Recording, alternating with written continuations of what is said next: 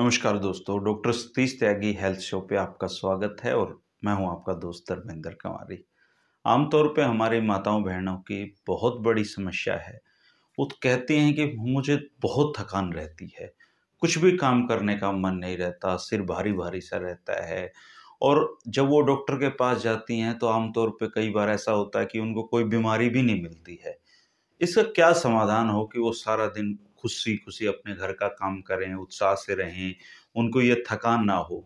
तो इसका जो मुकम्मल जवाब है वो जानने की आज कोशिश करेंगे हम आयुर्वेदाचार्य डॉक्टर सतीश त्यागी जी से और मॉडर्न मेडिसिन का भी उनको बहुत अच्छा ज्ञान है।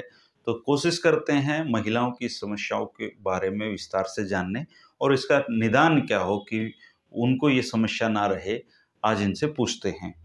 डॉक्टर साहब, आपके पास भी बहुत सारी महिलाएँ आती होंगी जो ये कहती होंगी जी, वैद्य जी मैं तो कुछ करने का ही मन नहीं करता, सारा दिन पड़ी रहती हूँ या मेरा सिर में चक्कर रहता है, थकान बहुत रहती है। तो ऐसा क्या कारण है कि महिलाओं की ये थकान इतनी बड़ी बीमारी बनती जा रही है, इतने बड़े स्तर पे? देखिए, बिल्कुल सही कहा आपने। थकान या फटीग जिसको बोलते हैं, टायर्डनेस, ये बहुत कॉमन है। वैसे तो पुरुषों में भी मिलती है, लेकिन महिलाओं में तो ये बहुत इतनी ज़्यादा कॉमन है कि उनके जीवन का एक अनिवार्य अंग बन गई है। तो होता क्या है कि महिलाओं के ऊपर कार्य का इतना बोझ है, इतनी अधिकता है कि जिसकी हम कल्पना नहीं कर सकते हैं। सुबह उठने से लेके रात सोने तक और सोने जाने के बाद भी पूरी प्लानिंग में उनका ये टाइम निकल जाता है कि कैसे सुबह होगी और क्या उनके पास दुनिया भर के काम उनके पास है। तो ये ज़िम्मेवारियों का बोझ, काम का बोझ, परिवार को सँभालने का बोझ और पति की अपेक्षाओं का बोझ, सामाजिक अपेक्षाओं का बोझ और अगर जॉइंट फैमिली है तो तरह-तरह के और जो उनके दबाव हैं, उस सब से हमारी बहनों को, महिलाओं को जूझना पड़ता है। और इस प्रोसेस में वो कितनी मानसिक व्यथा से गुजरती हैं, स्ट्रेस से गुजरती हैं, इसका उन्हें भी अनुमान नहीं होता। और उसका मैनिफेस्टेशन जो वो आती है, प्रत्यक्षीकरण जो होता है, वो थकान के रूप में होगा और एक अजीब-सी स्थिति होगी कि काम करने को मन नहीं कर रहा, लेकिन फिर भी काम करना है।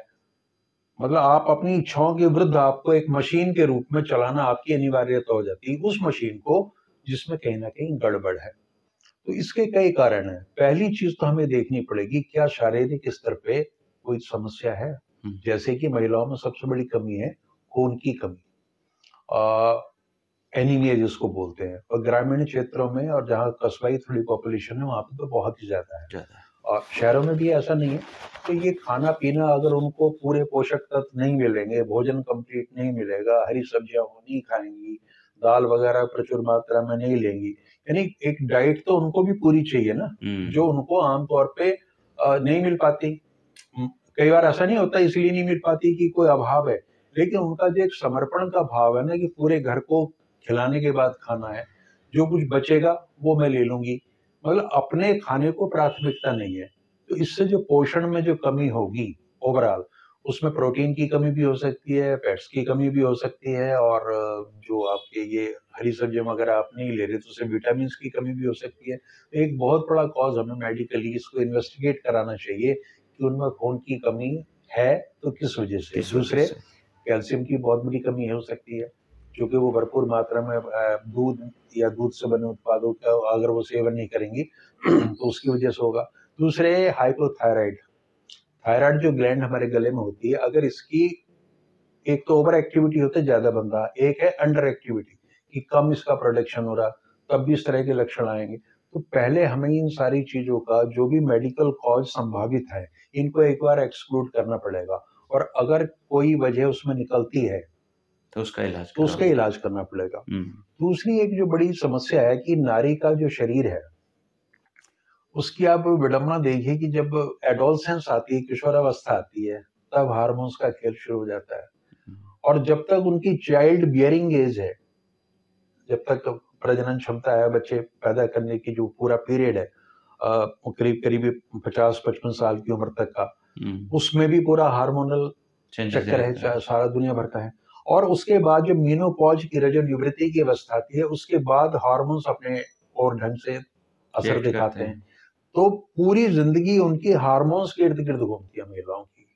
और उसमें क्या होता है, हार्मोन्स का जो ये पीरियड होता है, मान लीजिए जैसे उनको मेंस्ट्रुएशन पीरियड हो रहा है तब, या मेनोपॉज हो रहा है तब, उसमें क्या है, मूड स्विंग्स होते हैं बहुत ज्यादा, कि एक चिड़चिड़ापन रहेगा, एक अजीब सी अरुचि रहेगी हर चीजों में, जिसे आमतौर पे जो परिवार के लोग हैं, जो महिलाएं हैं समझदार हैं, वो तो समझती हैं कि एक औरत के रूप में इसको क्या गुजरना पड़ रहा है, लेकिन पुरुष समाज शायद उन चीजों को बहुत गंभीरता से नहीं लेता, और वो ये मान के चलता है कि भाई कोई ना कोई बहानेबाजी है, जबकि ऐसा नहीं होता। तो ये जो हार्मोन्स की जो खेल है उनके शरीर के साथ चल रहा होता है, इससे भी दुनिया भर की परेशानी उनको होती है। तीसरे, इसके सामाजिक कारण है, इसके पारिवारिक कारण भी हैं। तो हर स्तर पे आप देखिए सामाजिक कारण इतने हैं कि जैसे हमारे भारत का अपना सिस्टम है कि जो पति का परिवार है उसके संबंध दूसरे परिवारों से हैं, उनके बीच में रिश्तों में संतुलन बना कर रखना।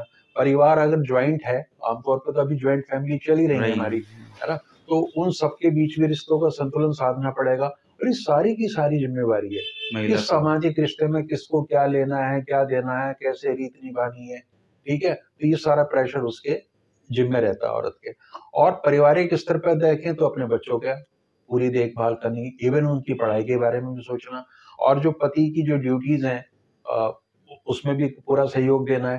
तो एक इतना ज्यादा वर्कलोड है उसके दिमाग पे कि शरीर उन चीजों को झेल नहीं पाता, और उसकी मैनिफेस्टेशन इस रूप में होगी, या तो इरिटेशन होगी, इरिटेबिलिटी, चिड़चिड़ापन होगा, और वो थकान के रूप में परिणत होकर दिखने लगेगा।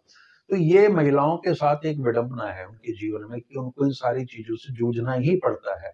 अब समस्या ये है कि इस सारे हो इन परेशानियों के, जटिलताओं के होने के बावजूद उसे निरंतर अपने काम को करना ही आगे बढ़ाना, वो कोई विकल्प नहीं है उसके सामने। थकी हुई है, वो करना तो पड़ेगा इसको। और अंत में वो थकी हारी ये सोचती है कि मुझे अप्रिशिएट नहीं किया जा रहा।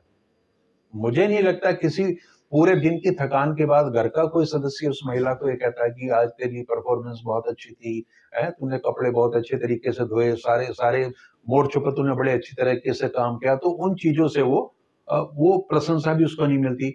और आप देखें धर्मेंद्र जी, प्रशंसा शायद उसको मिलती ही नहीं कभी, कभी जीवन में। और वो ये मान के चलती कि मेरी तो बुराई ही मिली। वो कह भी देती कि आपने तो किस्मत में ये लिखा है कि कोई हमारी तारीफ नहीं करेगा, क्योंकि सारे असंतुष्ट लोग हैं उसके गिर्द, पति के रूप में, और एक स्थायी समस्या जो है वो सास के रूप में होती है, ठीक है?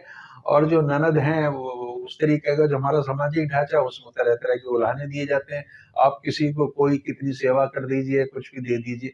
ये जो पूरा प्रेशर बन रहा है उसके दिमाग में, उसके पास कोई इलाज नहीं है, उसकी बॉडी इस तरीके से बताती है। और मजे की बात यह है कि ये सारी एक महिला दूसरी महिला के दर्द को नहीं समझ पाती थी। और एक महत्वपूर्ण कारण क्या है कि पुरुष तो वेंटिलेट कर लेता है चीजों को, घर से बाहर निकलता है, लोगों से बातचीत करता है, हंसी मजाक करता है ना, ठिठोली करता है, ठट्ठे लगाता है दुनिया भर के, और जब ज्यादा परेशान हो गया तो ड्रिंक कर लेगा, पिक्चरें देख लेगा, मतलब 36 विकल्प उसके पास में है। लेकिन एक औरत की सीमाएं बहुत बंधी हुई है, उसके जीवन में कहीं एंटरटेनमेंट की जगह नहीं है। ये सारी चीजें मैं विस्तार से इसलिए बता रहा हूँ कि इनका मूल कारण तनाव, चिंता और अवसाद है, स्ट्रेस, एंजाइटी और डिप्रेशन। अगर आज के समाज में कुछ ऐसे परिवार भी हैं जहां बहुत ज्यादा समृद्धि आ गई है, वहां की औरतों में, महिलाओं में एक उन्मुक्तता है, एक प्रकार का खुलापन है, उनकी मर्जी से चीजें हो रही हैं, अपनी मर्जी से वो खाना पीना है, क्या खाना है, क्या नहीं पहनना, एंटरटेनमेंट के लिए बाहर भी निकलती हैं वो। तो उनमें भी कई बार चीजें हो जाएंगी, लेकिन वो आपको ये शिकायत करती नहीं मिलेगी मुझे थकान है, क्योंकि उन्होंने जैसे भी है, खाना हो सकता है उतना पोषक ना हो, खाने की क्वालिटी ज्यादा हो और क्वांटिटी भी बढ़ गई हो, और वो जो खाना उस तरह का उसमें भी वो तमाम चीजें ना हो, लेकिन उसके पास फूड सप्लीमेंट के रूप में बहुत सारे रास्ते हैं। तो ये समृद्ध महिला और एक आर्थिक रूप से जो मध्यम वर्गीय महिला है, उसके बीच की मैं आपको अंतर बता रहा हूँ। लेकिन हमारा फोकस इन चीजों पे है कि जो महिलाएं आमतौर पे इन समस्याओं को लेके डॉक्टर से मिलती हैं, वैद्यों से मिलती हैं, उनको इन चीजों से जूझना ही पड़ता है। तो सर कैसा कोई टॉनिक भी बना है आयुर्वेद में कि एक पुड़िया ले ली या ये चीज ले ली तो इससे शरीर में ऊर्जा रहेगी, और जिसको कोई मेडिकल समस्या नहीं है वो थोड़ा ठीक रहे, महिला घर के हंसी खुशी काम करे, उन चीजों से उबरने में मदद करे, तो खान पान में ऐसे कुछ चीजें हैं? देखिए, ये खान पान की सलाह अगर उनके, हमारे वीडियो को उनके पति या उनके परिवार के वो लोग देख रहे हो तो उनके लिए बहुत जरूरी है। पहली चीज तो यह है कि पौष्टिक खाना, हरी सब्जियों का ज़्यादा से ज़्यादा सेवन, ताकि खून की कमी ना हो, कैल्शियम की कमी ना हो। दूध लें, दूध से बने हुए प्रोडक्ट लें साथ में, और इसके अलावा खुश रहने की कोशिश करें। तो वो खुशी तो तभी आएगी जब जीवन में खुशी के कारण मौजूद होंगे, मौजूद और होंगे। कारण वो वहां से आएंगे जो परिवार के लोग उसकी समस्या को समझते हुए उन चीजों को उनसे दूर रखेंगे, कि इस तरह की जीवन में उनकी कष्ट परेशानी ना आए। आयुर्वेद में जहां तक इन चीजों का सवाल है, तो अगर जैसे मैंने कहा हार्मोनल डिस्टर्बेंसेज है, तो उस स्थिति में बहुत सारी चीजें हमारे, जैसे एक 10 मूला रिस्ट आती है, बड़ी हुँ, कॉमन सी है, वो महिलाओं के लिए है खास तौर से। और एक हेम पुष्पा बड़ी प्रसिद्ध दवाई है, घर हेमपुष्पा। घर में हम महिलाएं जानती हैं, और वो खून की कमी को दूर करने के लिए इस्तेमाल की जाती है। हुँ, और उसके अलावा रूटीन में जैसे विटामिन सी अगर वो लेंगी, जिस जो आंवले में है, बड़ी भरपूर मात्रा में है, जो आपके नींबू है, संतरा है, इन चीज़ों में है, उसको लेंगी, और हरी पत्तेदार सब्जियाँ लेंगी बहुत मात्रा में, हुँ, तो ये समस्या बिना दवाइयों के भी दूर हो सकती है। हुँ, हाँ, अगर स्ट्रेस, एंग्ज़ायटी और डिप्रेशन एक वजह बन चुका है बहुत ज़्यादा, और वो उनके मानसिक और शारीरिक स्थिति को प्रभावित कर रहा है, तो उस स्थिति में किसी मनोचिकित्सक से सलाह लेना, उससे काउंसलिंग करना, ये भी एक ज़रूरी स्थिति आ जाती है। इन स सारी चीज़ों का पालन करेंगी तो वो आम तौर पर वो स्वस्थ रहेंगी। अच्छा, इन सर्दियों में जैसे शिलाजीत का सेवन क्या महिलाओं के लिए भी ठीक रहेगा? हाँ, शिलाजीत महिलाएँ ले सकती हैं आराम से, कोई दिक्कत नहीं है।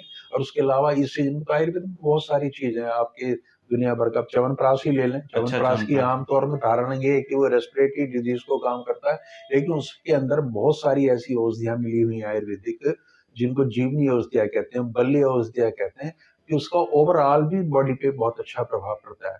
तो वो च्यवनप्राश भी ले सकती हैं, हेमपुष्पा ले सकती हैं? और अश्वगंधा लें, अश्वगंधा में बहुत भारी मात्रा में एंटीऑक्सीडेंट होते हैं, जो किसी भी पुरुष या महिला की सेहत के लिए बहुत ज़रूरी होते हैं। तो आयुर्वेद में बहुत सारे विकल्प खुले हुए हैं। अश्वगंधा कितनी मात्रा लेनी चाहिए? अश्वगंधा चूर्ण अगर लेना है तो उसकी 3 ग्राम की मात्रा होती है, वो ले सकते हैं। हुँ, और आजकल 500 मिलीग्राम के कैप्सूल आते हैं, वो ले सकते हैं साथ में। तो ऐसी बहुत सारी चीज़ें हैं, जो महिलाओं को ले ऊर्जा लेनी में चाहिए। रखेंगे। हाँ, एनर्जेटिक रखेंगे।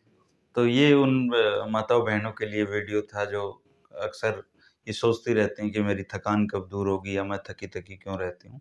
अगर आप किसी और पर्टिकुलर बीमारी के बारे में आयुर्वेदाचार्य से पूछना चाहते हैं, तो आप कमेंट कर सकते हैं। किसी वीडियो में हम आपकी उन समस्याओं का समाधान पूछने की कोशिश करेंगे। शुक्रिया, नमस्कार।